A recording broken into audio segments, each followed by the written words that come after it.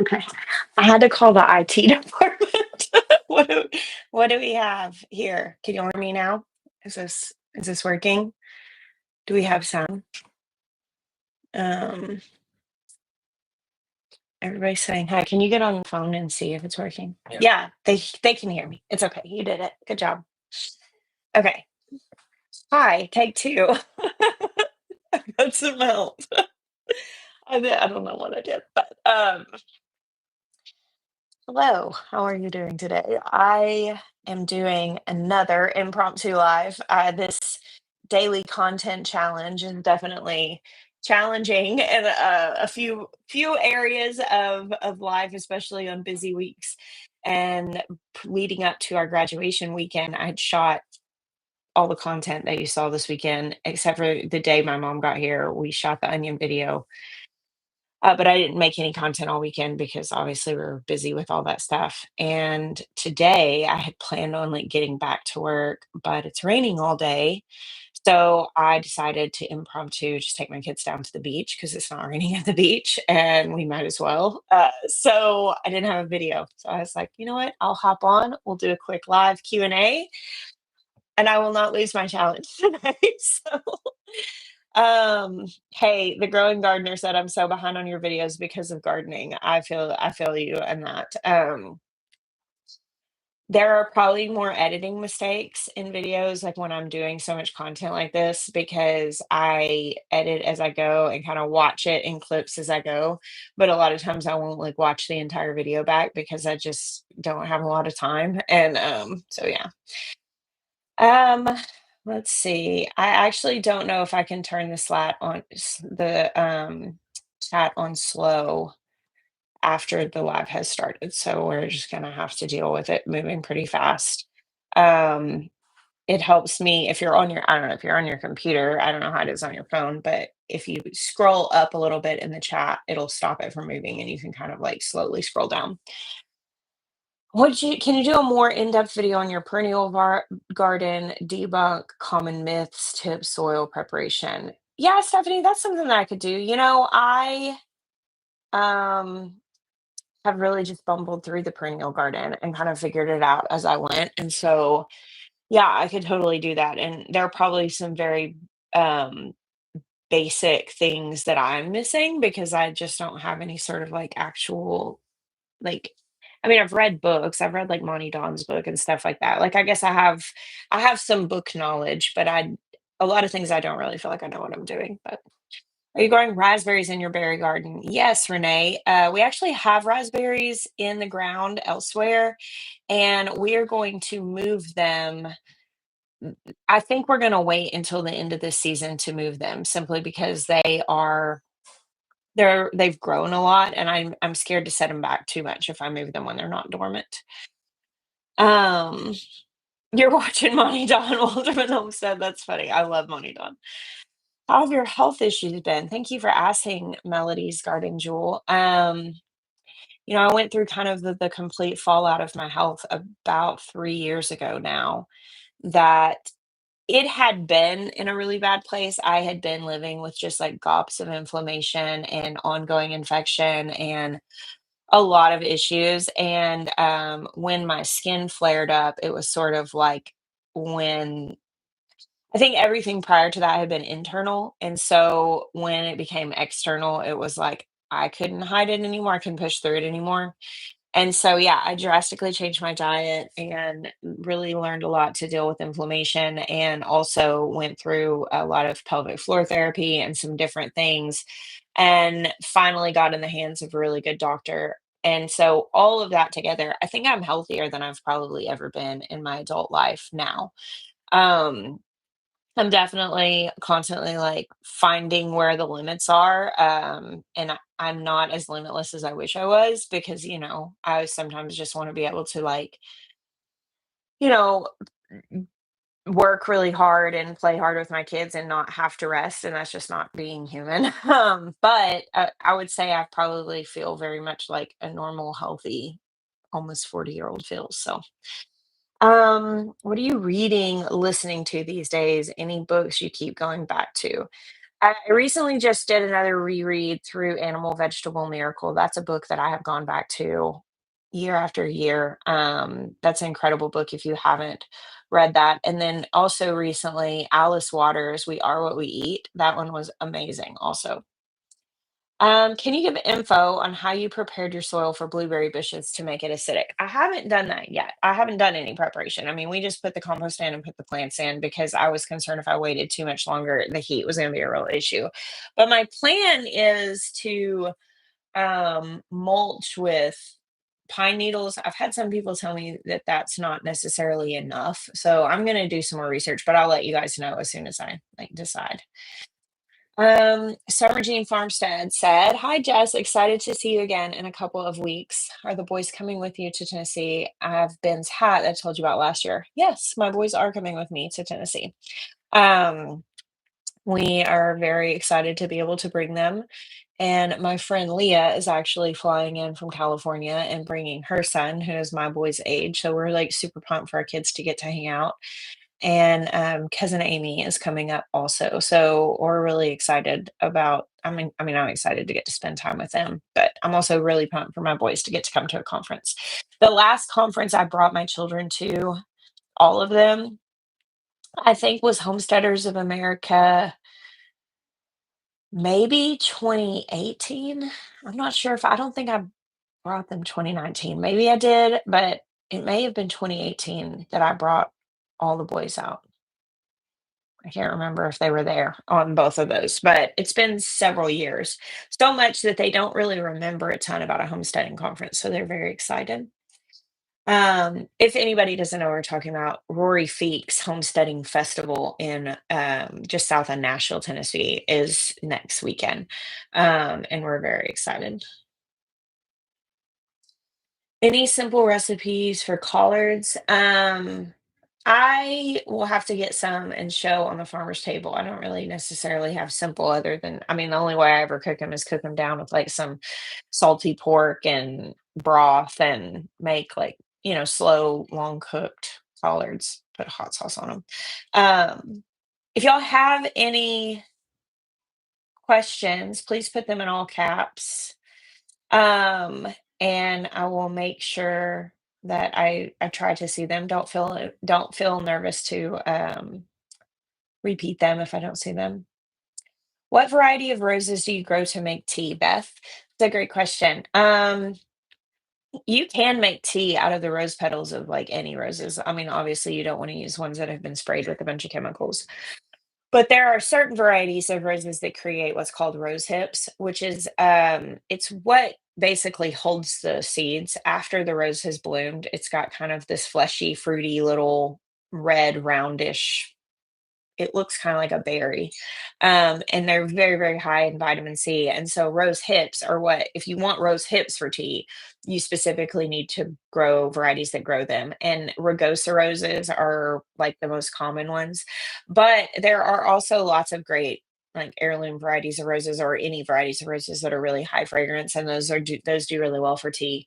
So technically they're all edible. Like you can do it with all of them, but the ones that people specifically grow for when they say they're growing roses for the tea benefits, it's usually rugosa roses than ones that grow hips. Can you do a first time chicken owner video, please? That's a great idea, Scottish Cottage. I definitely will put that on the list. For absolute beginners, what other YouTube channels do you recommend? Oh, that's a good one. Um, Gosh, it really just depends on what you're interested in. I love Mary's Nest if you're just really getting started in the kitchen or like with food. She does incredible, very easy to follow videos, kind of talking about like nourishing traditions type foods. So I really love her. The first YouTube channel I ever really watched was Justin Rhodes back in, I don't know, before I did YouTube, like 20-ish, 17-ish, I guess it would have been 2017-ish that we would watch him some. And, I think with Justin, like for me, I always liked his channel because not necessarily that it was like tutorials because he's not really doing tutorials. It was more just a show that I could watch with my kids and kind of show them like farm life as a family as doing that. So it was more of an entertainment value thing. Um, and my gardener makes really good like straightforward garden tutorials. I really like his stuff. And Charles Downing's like my favorite gardening channel, I would say. He has incredible information. He's so easy to watch. And I mean, so much so that when Ben was little, like 3, 4, 5, like he used to watch all Charles Downing's videos with me. And even without me, he would want to watch Charles Dowding. So I'm like, if a little kid can like follow and literally he would remember the stuff, we'd be in the garden and he'd be like, Charles Dowding says to do it this way. So we would. And so yeah.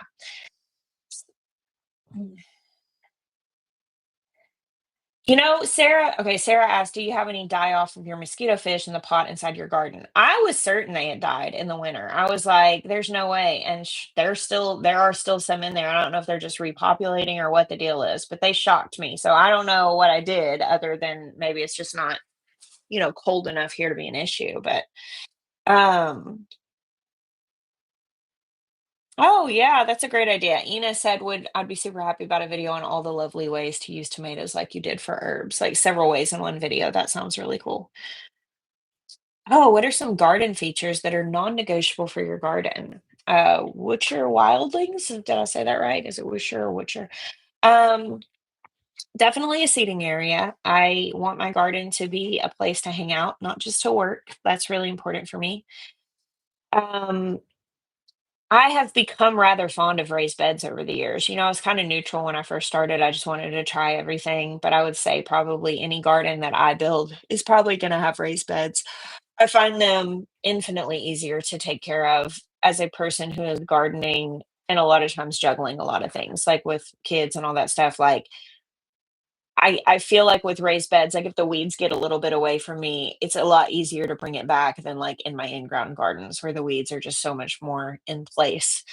Um, Trying to think what other features. I mean, vertical growing, trellises, cattle panels, arches, all that stuff. That's definitely something that I will always have in gardens. It just makes so much sense to me. Like growing cucumbers. When I go to people's gardens and their cucumbers are growing along the ground, I'm like, wow, that's like it's to me, I've always grown those things up. And so to me, it's just the most logical thing because I like picking while I'm standing up and I like there to not be bugs in them. So those would probably be the things.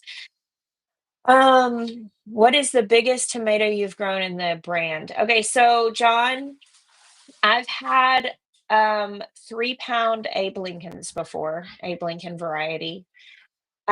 I've had a lot in the 2 to 3 pound range, and there's one, and it was either striped German or pineapple or one of those that is like yellow flesh with red streaks in it. I had one of those get to be 3 pounds, but I can't remember exactly what the variety was. It was either striped German or pineapple, one of those 2. So, that was the biggest ones I've had. All the little fancy chickens are doing well. They're still in the barn. They're just little bitty, so I'm keeping them in there. We don't have their coop ready yet. Anyway, can you give an update on the fish in your pond? I don't have any like real clear idea of exactly what's going on in there. My brother hasn't been back to do his little assessment, but there are like much more large fish in our pond than there were when we did our whole thing. When my brother came a couple years ago, if you guys didn't see this, he like assessed my pond and basically said that there were way too many small fish and it was keeping a lot of the fish from getting big because essentially they're all competing for the same food. And so he came in and like fished out like a couple of hundred little sunfish and we actually used them to plant the tomatoes that year and to do put them in the compost. And then we went and bought a bunch of minnows to put in the pond. So essentially like to create different layers of the food chain so that some fish could get big. And it must have worked because we used to catch no large fish in our pond and now we do catch larger fish in our pond. So um pastured forest homestead, what is the best, cheapest way to make a raised bed? I want to make them, but the price of lumber is scary. I feel that. So, our first raised beds in our garden in Arkansas, we actually built those out of scrap metal, like roofing metal. And it's called first cut. So if you can find a mill, and basically it's the round, like you have let's say you have a trunk of a tree and you're going to mill it into lumber, you're going to have the edges that are round, and they cut those off first. And we were able to buy literally an entire trailer load of those first cuts of cedar for like $75. And granted, this was 10 years ago, so I'm sure it would cost more now. But if you can find a mill and get first cuts, and then Jeremiah, we have a very old video kind of showing our garden beds, and then on Maya's workshop is a newer one. It's a similar principle of putting them together, but doing that metal and wood mix does save a lot of money. So that's how we've done. We've now got like 3 or 4 versions of those that we've done over the years, and we just keep improving them. Um, Fat Girl Farmsteader, you've blessed me so much and are the biggest influence in my gardening journey. My garden wouldn't be what it is without you. I have a question about how to bulb up onions. I can't get them to bulb. Thanks so much. Well, thank you so much for that super chat. That's so kind. And I hope that you are being serious about starting content, because don't think I haven't forgotten that comment that you made about thinking about that. And I'm looking forward to seeing what you make. But as far as bulbing onions, I think the biggest thing is you have to get the right kind for your area, like the short day, long day.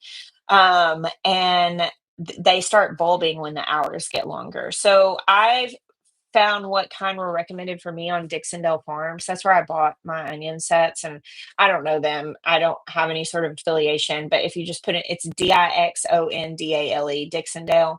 I think they're out of Texas, maybe. But anyway, their website has like a whole map of the country and will tell you what varieties to buy so that they will bulb properly. Um, Betty, I'm not currently offering garden tours in person. I would really love to at some point be able to like do like open garden hours to let people come by and look through the garden. We're really just not set up for it right now. And if I said yes to all the requests of people like wanting to come, I wouldn't have time to do YouTube or raise my children. So I have to kind of keep that as a blanket, not right now, but I do hope to be able to offer just something in the future. Um, are two of your boys twins? Or are they just close in age? Shiny nickel blades. Toby and Ezra are 14 months apart, so none of my children are twins. Um, Jackson is 19. Asher is 18 months younger than him. He just turned 18 this week. Toby is 13. Ezra is 12. He just turned 12 a couple weeks ago. He's 14 months younger. And then Ben is 22 months younger than Ezra. So my 3 little boys were actually born within 3 years of each other. They are stair steps for sure. And also they look, Toby and Ezra, people confuse for twins a lot, but they're literally like half an inch of difference in height. And Ezra has weighed more than Toby since they were very small, because they're just built very differently. And so they are very similar sized. Um, oh, thank you so much. Dragon Princess said, your garden tours brought me so much peace during the beginning stages of motherhood. That really blesses my heart. I really have a heart for mothers. Um, Having become one when I was 19 and having been a mother my entire adult life, I understand that it is a unique struggle to go through motherhood. And it's, I mean, obviously many of us do, but I just wish there was more open and honest discourse about the process and what it feels like to experience motherhood in all stages. So that blesses my heart. Do you have plans to grow the tea plant Camellia sinensis in your tea garden? So Susan, I'm pretty sure that is that like true tea? I actually don't, I'm not familiar with that enough to, let me look it up. It is familiar, but I cannot tell you, oh yes, I'm definitely planning on growing that because I'm having to Google it. So yeah, that's like true tea plant. Um, Yes, actually, I would love to grow some like actual, I have all my herbs that we call tea, but like true tea is plants. That would be really cool. I have no idea how they do here. People ask me all the time too, are you going to grow your own coffee? In which case, probably not. Like for Beulah, we have direct relationships with farms that have been growing coffee for like 7 generations. And they live in equatorial places where it's like the right conditions and volcanic soil and all these different things where coffee grows great. And I'm like, yeah, just get it from the people who are killing it with doing coffee. So Um, is there anything you wanted to grow really bad but just doesn't grow for you? Deborah, I would have an apple orchard if I could. They don't really do great here. But I can drive 2 hours north to North Carolina and get my fill of apples. I would love to have a bunch of tulips and peonies and ranunculus and all those beautiful cutting flowers that just don't do super great for me. And then on the other end, that's all those things don't do well because it's not cold enough here. And then on the other end of that, um, man, I would love to have just like tons of tropical fruit. So I'm somewhere in the middle, but I get to grow plenty, so I won't complain. Um, oh, Jessica, could you please give advice for someone who has a large garden space but has been unable to plant it all yet like it deserves? We're a busy homeschool family and I'm struggling with disappointment. I totally get it when you like are looking at your garden and thinking, "Oh, I missed the window to do all these things and it's not what I wanted it to be." And I totally get struggling the bit with the busyness and trying to get everything done that needs to get done. Um, I think sometimes you have to just make peace with what is rather than constantly thinking about what could be. I mean, that's just good for whatever you're doing in your life is to just say, you know what? I say this to myself all the time. This is my beautiful life. Like today is the life that I'm living. Um, Today is the person I'm teaching my children to be, who to be, like who I am right now, actively in this place is the example that I'm setting. It's the life that I'm living. It's the decisions that I'm making. And that is a really hard time when what is today doesn't match up with what you want, but I find that the best way of getting your life to match what you want it to be is accepting what it actually is, so you can kind of, like, bridge the gap between the 2. Thank you, my love. She might have made me tea. Um, Other than that, I will also say that if you are harboring some plan of perfection and some idea of what it needs to be, done is better than perfect. Sometimes averagely done is better than our very best plans because our best plans are unreasonable and they're not going to happen. And so for me, I will have big plans of what I want to do. And sometimes when I recognize that that's not going to happen, I just go do something. Because when you are planting a garden, you get those seeds in the ground. The faster you get them in the ground, the faster they grow. And so I you have to find the balance between those 2, acceptance and also pushing yourself past your perfection. But, I mean, a lot of what's in my garden is different than I necessarily planned because when it came down to it, I wasn't able to do that, and I chose to just do something. And yeah, homeschool those kids in the garden. My boys all walked out, but, like, we've had multiple garden days in homeschool this year. Yeah, Lauren, I've heard of Table Rock Tea Company up in the upstate. They do tours and sell tea plants. Somebody actually just sent me their information like last week, and I was looking at their website. Um, Leland said, "Can you tell me how to can your diced tomatoes?" That would probably be what I need to do a video on, just to kind of show. But it is quite simple. You got to get the skins off and then cut them up, and I'll that'll go on my video list. Um, Y'all are so kind. So many kind comments. What is your watering schedule for the peppers in the grow tunnel? I overdid it last year and didn't get flowers until I stopped watering as much. I probably water it pretty deeply about twice a week. Now, when it's raining a lot, the water pools up in there, even though it's not raining directly on, and they kind of come from underneath. But we are planning on putting irrigation in there. And then I'm also watching because if twice a week is not cutting it, and by deeply, I mean, I'm gonna run the sprinkler in there for an hour and a half, or I'm gonna go and stand with the water wand over each one for a good long time. Sorry, my phone just dinged. Let's put on do not disturb. So if I'd say 2 to 3 times a week would be plenty. I think anything more than that, I would probably start risking things not doing as well. How do you loosen hard soil in a no-till in-ground garden? Um, Cover it would probably be the first thing that I would say is get it very well mulched. Um, Garden lime will sometimes help with really compacted soil, but I would say covering is the biggest thing because the thing that really loosens compacted soil is life in the soil.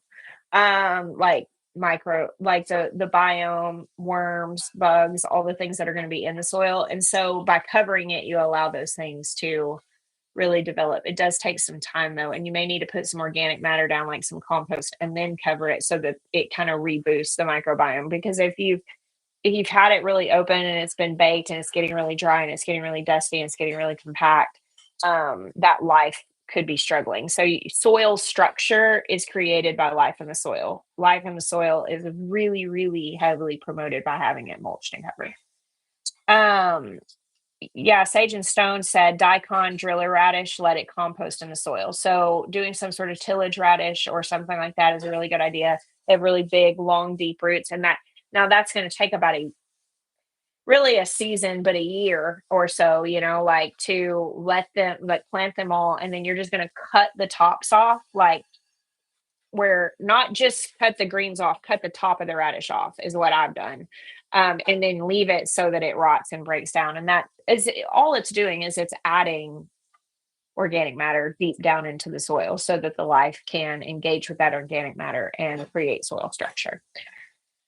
Um, I missed a super chat. Cactus Lanes would really love to see the chicken math sweaters again. Thank you so much for that, and I will put that on the list. I actually watch these videos back whenever we do a live, and make my list of like ideas and stuff. So thank you for the feedback. How do you make yourself do house chores during the spring summer? I am struggling. Um, I just had to look over at Jeremiah, who's actively cleaning the kitchen right now. Say hello, Maya.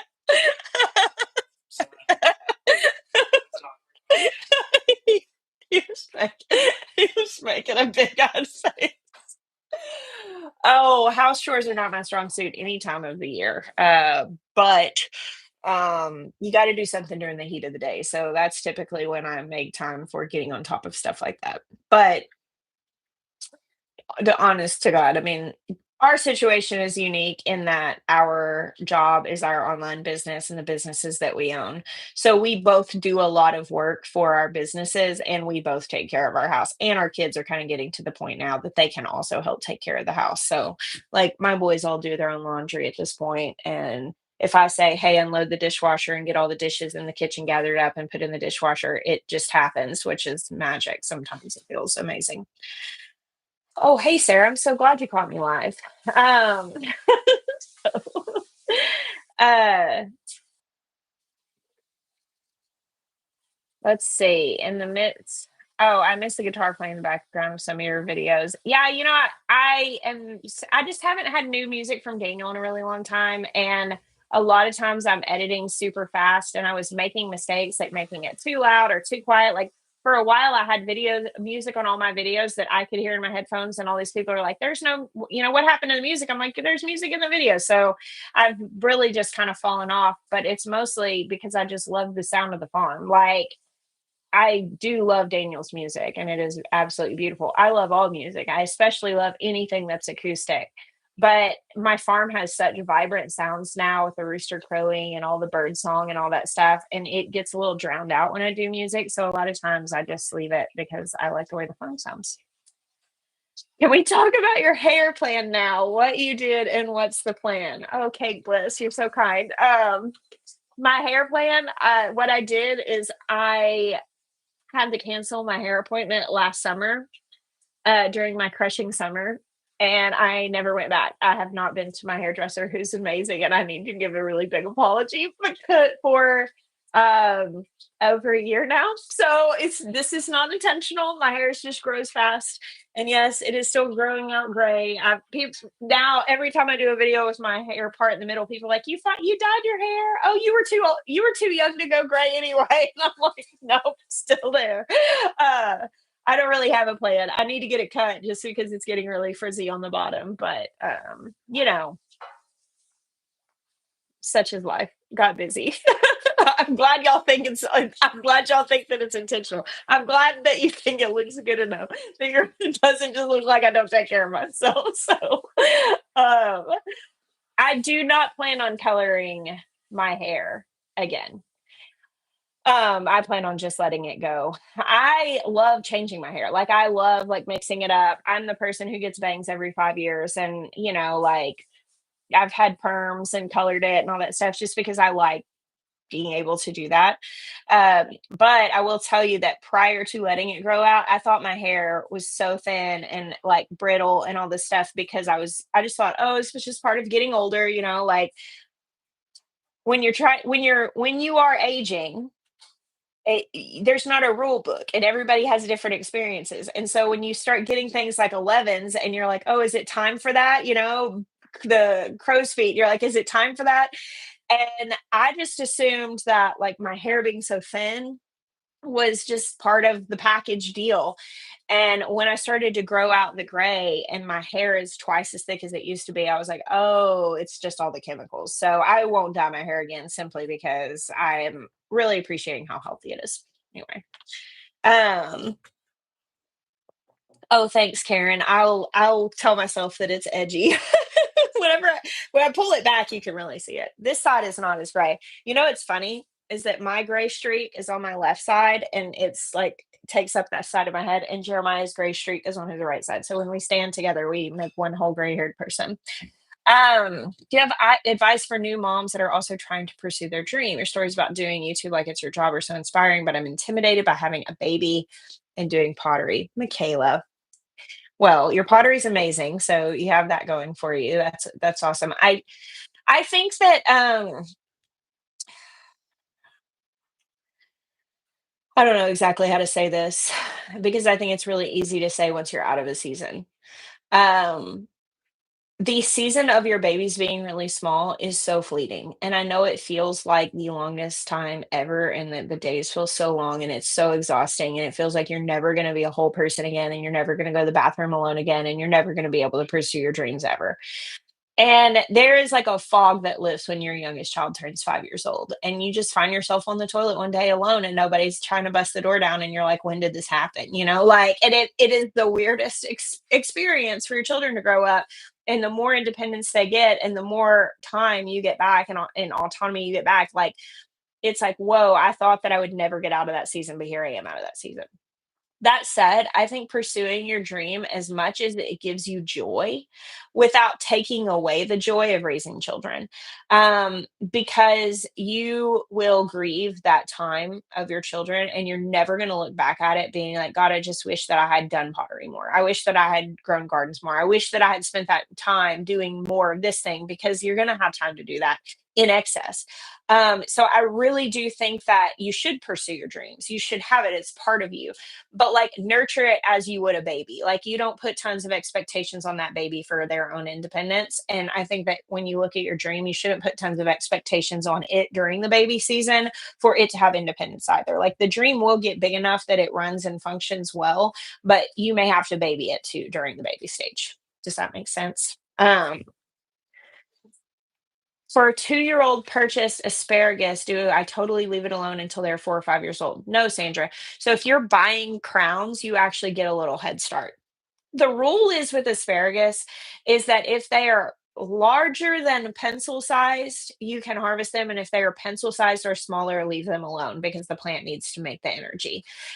So when you buy crowns, you will get some, especially the first flush of asparagus, that they're plenty big to harvest. But then as the season goes on, they start popping up smaller and smaller. And when they get down to be the size of a pencil, let them grow and don't pick them. So yeah, buying crowns gives you a head start. That 3 years rule is really talking about from seed. When asparagus come up from seed the first time, they're like needle size, they're tiny. And then the second year they may be like just a little bit bigger than that. And by the third year, they're at least pencil size.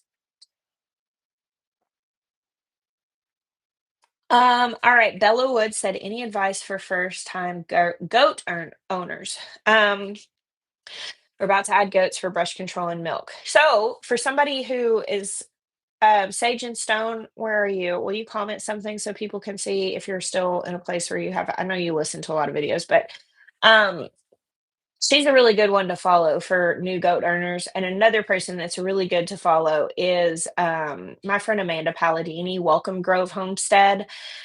Both two people, oh, there she is, that are goat keepers with a lot of knowledge and that show a lot of that. I know I show my goats some and I show milking them and stuff, but I don't really do tons of like goat specific videos.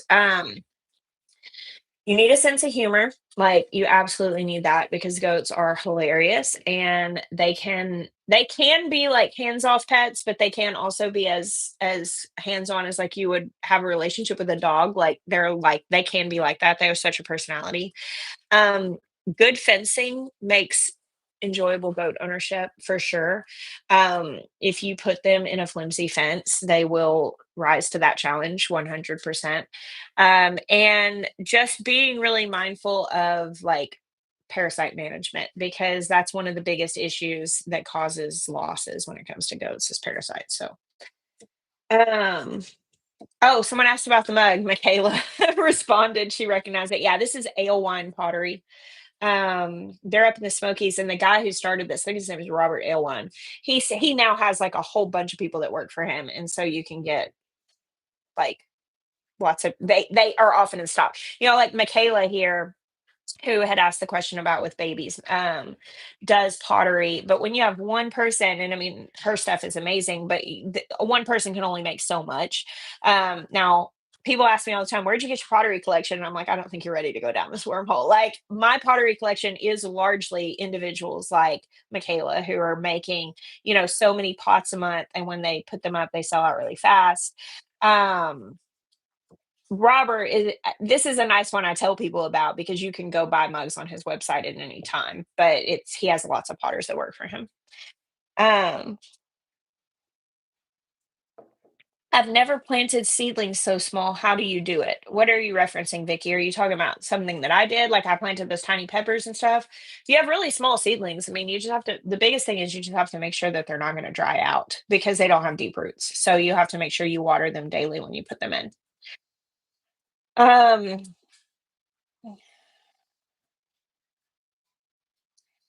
Jenny, I'm not currently offering tours of the farm, but I'd said this before. I've said this multiple times, but if you haven't been here, it's completely okay. But we are making a workshop, like we're building a workshop. It's just taking us forever because there's just us, and we're going through our list at how it makes sense. But Maya is going to start on his workshop, and we are building a community room. And my hope is in the future, I kind of envision doing like open farm tours, like where it's like come by on this Friday evening or come by on this day.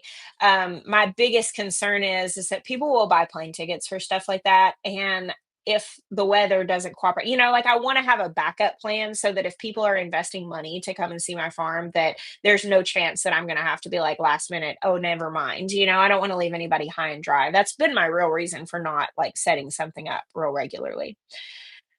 Um, we do have t-shirt merch right now. We are using Fourth Wall to if you go to more than one of my recent videos and go to the section underneath, and there should be a link in there. We found a company that does drop shipping with like quality materials, and so far I've been really happy with them. Oh goodness, Little Blessings Homestead. How do you manage a home, let alone a homestead in the midst of pregnancy loss? I feel like I have no space to grieve. I have two sick kids and lost a lot of blood. My husband is trying. First off, I'm so sorry. I just wish that I could hug you in that. Um, this is kind of one of those instances where you just let the low end drag. Honestly, when I am in the place of being when I need to be down and there's just only so much that my husband and I can handle together, go buy a pack of paper plates, order pizza, do whatever it is that you have to do, and make some space for yourself to be able to slow down and feel. Um, because honestly, managing your home doesn't need to be the highest priority that you have. Taking care of your body and your heart definitely needs to be the highest priority. I understand when you have sick kids, you have to split your time because obviously they need to be cared for also. But let the low end drag. Um, oh, thank you, Alan Farm. The description of the live also has the link for the the shirts. One stage at a time, just getting started in content creating. Can you recommend a beginner editing app? So I actually still, hey Jack, would you like to say hello? I actually still edit my videos in iMovie, which is the free program that comes with Mac. I've never used anything else, and I understand that I could do so much more with other programs, but I am an old dog and new tricks are not my forte. So like that's the beginner editing app that I started with and that I'm still using. As far as tips and getting started in content creating, um, this sounds so cliche, but don't try to be anybody else. You are the only person that can be you, and nobody else can emulate that. But you would do well not to try to emulate other people. Just be your actual whole self. Um, I a lot of people tell you to niche down and like find the one thing that you really focus on. Um, I've always kind of pushed up against that rule a lot just because, like, for instance, if I was only going to show gardening, I was not going to have a channel half the year, or a third of the year. If I was only going to show goats, I was not going to be able to show a lot of what I did in my life. So I've kept it pretty broad. I don't get as many views as a lot of people who have a channel my size, but I would say I have incredibly authentic connection with my viewers, and I am very happy with how I've done it. I've experienced really organic growth. I've never had like crazy viral videos or anything like that. Fine with me. I feel like the people who are here are people who actually care about our family and our story. I don't deal with a lot of meanness. In my comment section. And so I'm all about organic growth, but honestly, the biggest thing is showing up and showing up consistently. And let the right people find you. Like let your people find you because you brought your real self to the table. Because if you bring some emulation of someone else to the table, the people who find that they're not going to know you and they're not going to choose you. And then you can only hold up somebody else's face for so long. I mean, it's going to slip. So be your real self. That's the most sustainable thing you can make content of. Um, let's see. Um, any more? Okay, raised beds or in ground for strawberries. I want to grow enough for preservation tips. Jennifer. Um, this is actually one area where I really like the in-ground garden.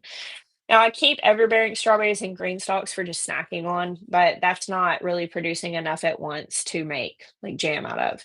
I have two 60-foot rows of strawberries in the ground that run the length of my high tunnels. My high tunnels are 60 feet long. And that has been incredibly productive, and I actually like that they're in the hard ground. I have some in raised beds, but I don't see them as much for some reason, like, with the sides of the beds, they'll get all tucked down next to there, and I end up having more go bad in there. So I really like it for in-ground. However, you really do have to be, like, stay on top of the weeds because the weeds could easily take those out. So that's kind of a not super great answer, but I prefer in-ground.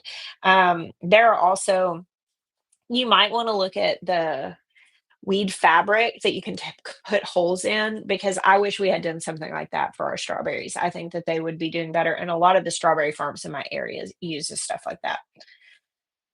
Um, what percent shade cloth would you use on peppers where it gets over 100 degrees and dry, and where is the best place to get it? Um, Splash Page Comics. It's not dry here by any means, but it does get over 100 degrees very regularly here. We have 50% shade cloth, and I got it from Grower Solution. They are really helpful if you contact them, and I know they have their website, but if you call them and ask them, like, hey, what would you suggest for my area? And here's what I'm dealing with, they'll tell you. Like, they're the ones who helped me pick 50% because I would have been like, that, there's no way 50%, that's not great. It's what we needed, and my stuff under my shade cloth grows so much better than out in the sun once we get into the heat of summer, and I'm very glad that we have it. Can you tell the difference between watering needs on an in-ground versus raised bed? Cherish Swigger. Um, I think raised beds dry out a little bit faster. If you were to leave them both uncovered and just, like, water them the exact same, I think raised beds would probably dry out a little bit faster. But if you mulch, I can't really tell the difference, and honestly, I just wouldn't grow any garden without mulching.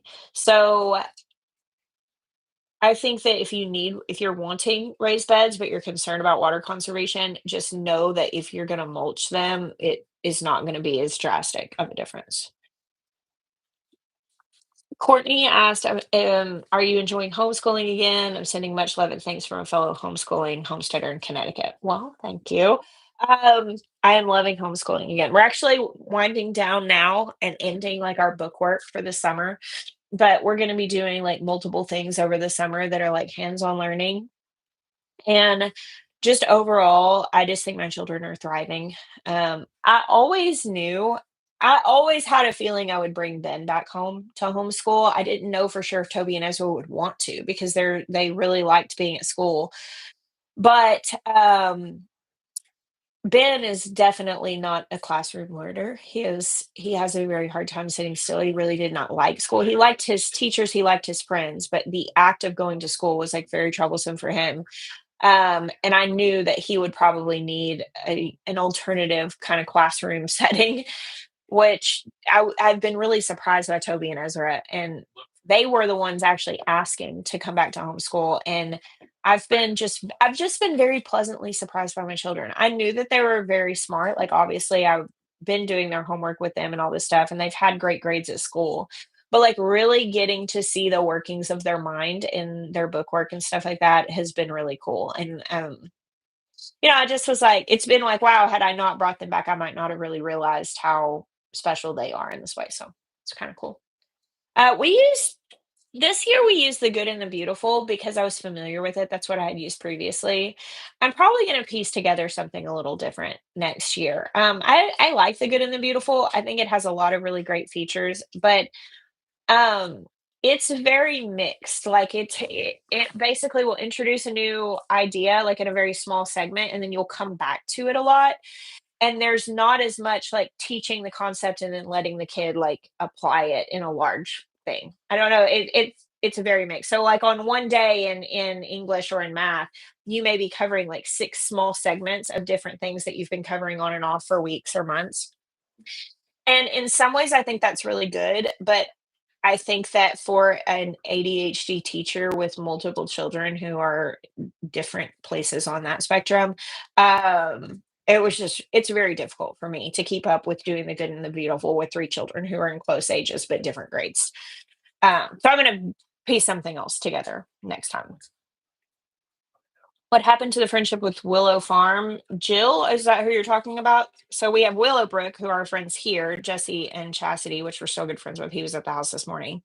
And then Jill is Whispering Willow Farm, who bought my old farm. And I mean, we just live far away from each other, but like I went and visited her when I was in Arkansas. Um, Bailey said, Have you considered year round homeschooling or with the farm? Does a more traditional set schedule makes more sense? The more traditional schedule does make more sense for us to just take the summer off of books. We're still year round learning, but I mean, they're doing a lot more hands on. We're going to do some trips this summer that are going to be very like education based. But yeah, taking the books off it works for us in the summer. Um, what do you do for your quiet time? I'm struggling to find something I can stick with. Cherish. I'm a journaler, and that's like a big part of my quiet time is journaling. And one thing that like I don't know what season of life you're in, but one thing that's really helped me is like it's fine if it's different times of day. Like sometimes it's very early in the morning, but sometimes it's afternoon, sometimes it's evening. I used to be very much like, oh, I have to start my day with quiet time, and it doesn't always work that way, but that doesn't mean the day is lost. Um, as far as, like, if you're looking for something to read or different things like that, um, I'm not I don't know, there's just it's such a broad thing. There are a lot of different places, but I think journaling is a really great way. to really hone in on quiet time, especially if you have a hard time focusing your mind. Like I write my prayers, and always have, and that really helps. How do you protect your houseplants from your cats? My cats actually leave my houseplants alone for the most part. When they were little, they didn't, and I put any houseplants that are like known to be even remotely toxic to cats up high where they can't get to them. But at this point, they mostly leave them alone. Now, most of my houseplants are hanging where they can't get to them. I have a couple that are lower. I have one that's in a really big pot that I know that would be way too tempting. So I like covered the pot with saran wrap. Like so, I don't know. They also make these things you can get that are kind of like spiky that you can put on top of the soil to discourage the cats from stepping into it. But mostly I just put them up where they can't reach them. What are the boys' favorite garden farm jobs? I'll have to ask them. Ben loves harvesting anything, like, but they'll all do it. They really like being able to ride the four wheeler and the side by side. So, like, any job that requires that, they're like volunteering. Um, what's your favorite breed for egg laying hens? If you could only have a handful of chickens, which breeds would you choose? Um, I'd probably have some Americanas or crested cream leg bars so I could have blue eggs. And I would probably have some Morans so I could have really dark brown eggs. And then I would probably have some sort of hybrid, like a what are they called? Maya? The hybrid chickens that lay all the time. Cinnamon queens, comets, golden comets, like some sort of production layer because they'll lay an egg a day like year round. So yeah, they're just super, super intense. So I would have some color and some production. Do you break up the roots of the starts you buy at the store? If so, how? I used to always break up the roots from store-bought plants where I would just basically I would take the plant out of the pot, I'd stick my thumb in the bottom and just rip the roots open on the bottom. And I've really just I don't maybe I just haven't bought as many plants from the store. Now I usually just stick them in. I don't know why that is, but they grow. So, but yeah, if you want to break the roots up, just on the bottom, just kind of splay them out. Any experiences or direction dealing with USDA offices to find land grants? Victoria, the only experience I personally have is we actually went through the process to get the not the Nah, NRCS, NCRS, whatever the program for the high tunnel. But it was when we were in Arkansas, and we basically found out that if we got that grant, we were committing to live at that property for at least 5 years. And we already had in our head that we wanted to move within a few years. So we decided to pass on it. But it is totally doable, and it really depends on the competition in your area, like how many people are going after it. When we went in Arkansas, it was like a guaranteed thing. And I've not looked into it here, but they're very, very helpful if you just go to that. What is oh, he's not paying attention. If you go to the office, the NRCS office, they are very helpful and they'll walk you through it. Um, it's not the USDA, it's the in Nat Natural Resources Conservation NRCS, is that right? Um, yeah, nrcs.usda.gov. So it is USDA, but it's a branch of it specifically, Natural Resources Conservation Service. They have a lot of grants. Um, my favorite Bible verse. Can you pick just one? Um, if I had to say, I can't pick just one Bible verse. I like I read James a lot. Like that's probably one of my favorite books to go to, or Galatians or Ephesians. Proverbs all through that, I think probably I reference Proverbs 31 maybe the most. I don't know. I don't know if I can pick just one. Ephesians 3:20 is definitely a life verse for me. Like, yeah, 100%. Hey, Maya, who's your favorite Star Trek character? He's responding the same way to that as I did about the Bible verse.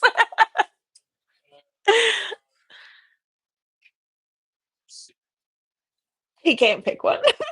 So Benjamin Sisko is his answer if he had to choose one. I have not planted sweet potatoes, Jenny, but I still could. I'm pushing it, but yeah, I've planted them in May the last few years that I have. Have you ever considered raising quail? Red Rocky Hilltop Homestead. We have raised quail.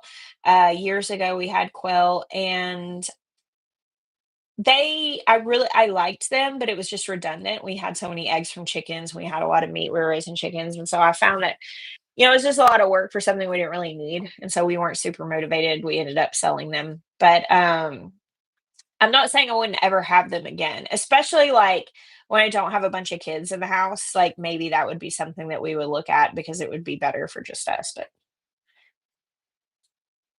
what music are you into right now? So I have, like, my go-tos, like, I have I have my go-tos of, like, worship music that I like. I have not listened to anything new that has come out in that genre in a few years, really, because 'cause I've just got my same old ones that I go to.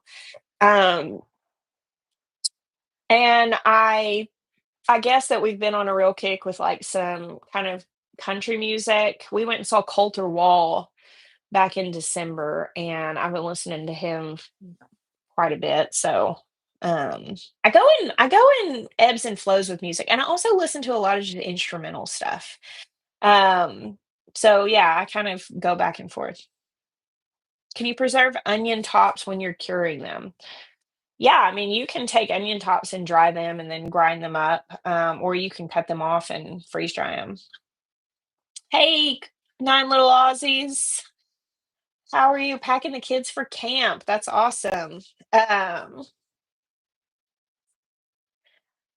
all right, guys, I'm about to have to wrap this up. Did Maya mount How did Maya mount the cast iron wall?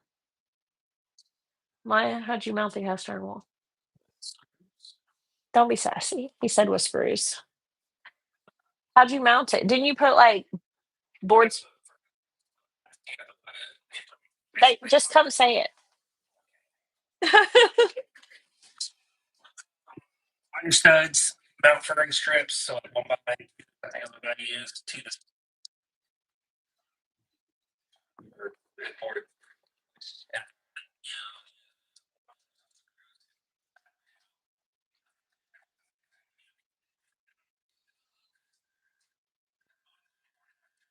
Behind the pegboard. Yeah. Yeah. Amy Tracy, did you see Ryan Johnson back in 2017 or so in B? New Braunfels, was that in Texas? I did go down and hang out with Ryan Johnson in 2017 in Texas, or what's that, Texas? Was that? No, that was New Braunfels. That was Virginia. And then Texarkana-ish. I don't remember if but Ryan Johnson is, yes, that's somebody that I have been you know, was in with ministry with. Um Jeremiah was glitching, furring strips behind, the thing and then screw it onto that. Oh, yeah, we know Tyler Childers, we like him. They couldn't hear you at all. Oh, it's because I have a headphone in. They couldn't hear you, my love. That's fine. He put furring strips up because you need space between the pegboard and the wall. They couldn't hear you. It's fine. So, all right. Well, I do need to wrap this up because we are going to drive down to the beach and spend a few hours there and then come back because it's raining here all day. But thank you guys for hanging out with me today in this quick impromptu live. I'm sure we will have more of them while I'm on my challenge because sometimes I don't have a video to post and I don't have time to shoot one and edit it. This is faster. So thank you all for hanging out with me. Oh, Rose, did I miss you? I just saw now you were leaving. Did you just get here? Oh, next time. Oh, I see. Yeah, I didn't know you were live. It was impromptu. I'll have to plan it in sometime so I can get the notifications out to everybody. This one I just did on a whim when I decided to go to the beach instead of staying here doing my job. Thank you guys. I bless you. Until next time.